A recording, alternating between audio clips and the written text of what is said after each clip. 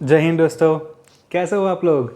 आपके साथ आ गया हूँ एक नया सा वीडियो लेकर। आपने न्यूज़ में पढ़ा ही होगा कि आरबीआई ने रेपो रेट का 40 बेस पॉइंट से बढ़ाया है as a liquidity adjustment facility. So in this RBI ने ऐसा क्यों किया है और इससे हमारी इंडियन इकोनॉमी में क्या क्या बेनिफिट्स आएगा और क्या क्या चेंजेस आएगा उसके बारे में हम डिस्कस करने वाले हैं। और उससे स्टॉक मार्केट में क्या इन्फ्लुएंस क्रिएट होगा उसके बारे में भी डिस्कस करेंगे। सो इस वीडियो को अंत तक ज़रूर देखें।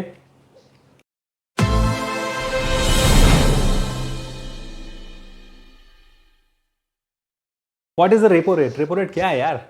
Repo rate is a rate at which RBI lends money to the commercial bank. So commercial bank को जब पैसा चाहिए होगा तो वो पैसा किससे मांगती है? आरबीआई बैंक से मांगती है। और आरबीआई क्या कहता है? भाई मैं तुझे पैसा तो दूंगा लेकिन कुछ इंटरेस्ट लूँगा। सो वो जो इंटरेस्ट है वो रेपो रेट है, in very simple word. Okay. और ये रेपो रेट जो बढ़ा है उससे क्या चेंजेस आएगा? सो जो भी अपने कॉमर्शियल बैंक है उसके एक बोरोइंग कॉस्ट बढ़ जाएगी। बोरोइंग कॉस्ट बढ़ने से क्या होगा? जो बैंक का प्रॉफिट है या फिर जो उसका फंड मैनेजिंग है वो थोड़ा डिफ़िकल्ट हो जाएगा। आरबीआई के रेपो रेट बढ़ाने के पीछे काफ़ी सारे रीजंस हैं। उस रीज़न में से एक छोटा सा रीज़न पहले तो मैं एक डिस्कस करने वाला हूँ कि जो एक परचेजिंग मैनेजर्स इंडेक्स, ठीक है, जो हमारा S&P ग्लोबल है वो एक इंडियाज़ का कंपोजिट पीएमआई इंडेक्स निकाल दी है। मतलब वो क्या होता है basically? It shows the growth of the manufacturing as well as service sector in the entire India. So उसमें काफ़ी ज़्यादा ग्रोथ दिखा है अप्रैल महीने में, जो कि है मार्च महीने में था 54.3 से बढ़कर अप्रैल महीने में हो गया है 57.6। सो वो एक मेजर रीज़न था कि जिसके लिए हम सोच सकते हैं कि आरबीआई ने अपने रेपो रेट बढ़ाया था। इसके अलावा जैसे आप सबको और हमको पता भी है कि रशिया और यूक्रेन का वॉर चल रहा है। सो उस रशिया और यूक्रेन के वॉर के चलते हुए ग्लोबल सप्लाई में काफ़ी सारा डिस्ट्रप्शन आया है। उससे जो सप्लाई और डिमांड उसमें डिफ़िकल्टी आने इसके वजह से काफ़ी सारा इन्फ्लेशन ग्लोबली बढ़ा है। हम यूएस के डेटा में भी कंपेयर कर सकते हैं कि यूएस में भी इन्फ्लेशन पिछले काफ़ी सालों से इस बार सबसे ज़्यादा आया है। उसके अलावा हमारा इंडिया का इन्फ्लेशन भी बहुत बढ़ गया है। जैसे कि हम पास्ट कुछ महीनों का डेटा निकालेंगे तो उसमें हमारा 6% से ज़्यादा ही इन्फ्लेशन रहा है। सो एक ये चीज़ भी है जिसके लिए आरबीआई ने रेपो रेट बढ़ाने के लिए थोड़ा सोचा है। The first one is expected sharp rise in April CPI inflation. So consumer price inflation का डेटा हमारा शो कर रहा है कि मार्च में था 6.95%, लेकिन मेजर एनालिस्ट अपना एक्सपेक्ट कर रहे हैं कि वो मार्च अप्रैल एंड में वो 8% तक जाने का चांसेस है। सो वो एक मेजर कंसर्न है। उसके अलावा हम देखें तो आरबीआई गवर्नर ने एक और चीज़ मेंशन की कि हमारा फूड इन्फ्लेशन काफ़ी बढ़ रहा है। हमारा पिछले 17 मंथ्स का हाई अभी फूड इन्फ्लेशन चल रहा है around 7.7% of the March end situation are going to be worst. So एक वे मेजर कंसर्न है जिसके बारे में जिसके लिए आरबीआई ने अपना रेपो रेट बढ़ाया है। Also in addition to Indonesia ने पाम ऑयल का बैन कर लिया है। अभी पाम ऑयल का इंडिया में बैन होने से काफ़ी सारा प्रोडक्ट्स है जो एडिबल ऑयल है और काफ़ी सारी एफएमसीजी कंपनीज है जो पाम ऑयल का यूज़ करती है। उनके लिए purchasing of palm oil become very difficult और price of palm oil is trending at very high. So उसकी वजह से जो भी हमारे एफएमसीजी कंपनीज है और बेसिक नीड्स है उसका प्राइस बढ़ रहा है।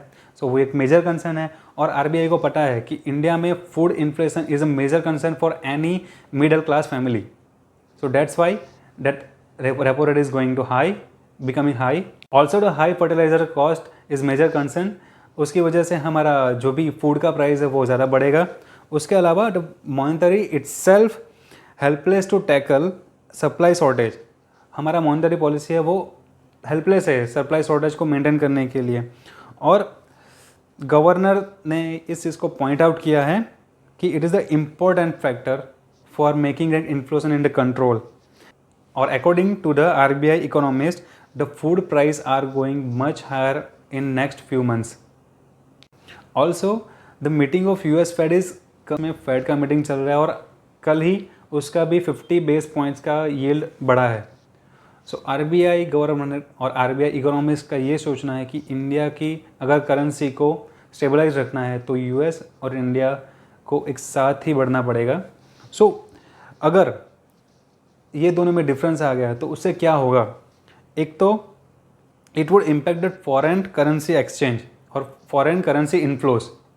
उसकी वजह से क्या होने का चांसेस है कि जो भी फॉरेन एक्सचेंज है उसमें वॉलेटिलिटी बढ़ जाएगा और उससे रुपीज़ डिप्रिशिएट होने का चांसेस है, वो कंट्रोल भी करना ज़रूरी है। सो अब आगे क्या, देखिए हमको ये चीज़ एक माइंड में रखना ही है कि अगर नेक्स्ट सेवरल मीटिंग्स में और आरबीआई अपना ये रेपो रेट का प्राइस बढ़ाने ही वाली है, उसका रीज़न मैं आपको समझाता हूँ।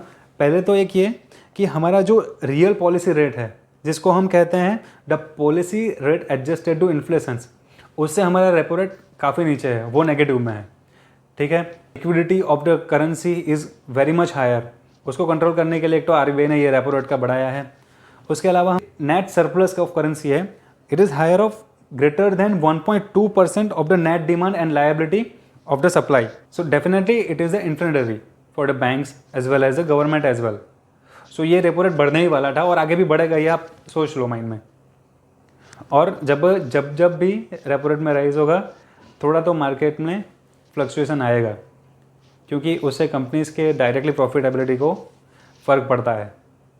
ओके, और आगे जैसे हम डिस्कस करते हैं कि आरबीआई ने कंटिन्यूस एक ग्रेटिट्यूड अप्रोच दिखाया है, जिससे हमारा करंटली कैश रिजर्व रेशियो में काफ़ी ज़्यादा डिफरेंस ना आ जाए।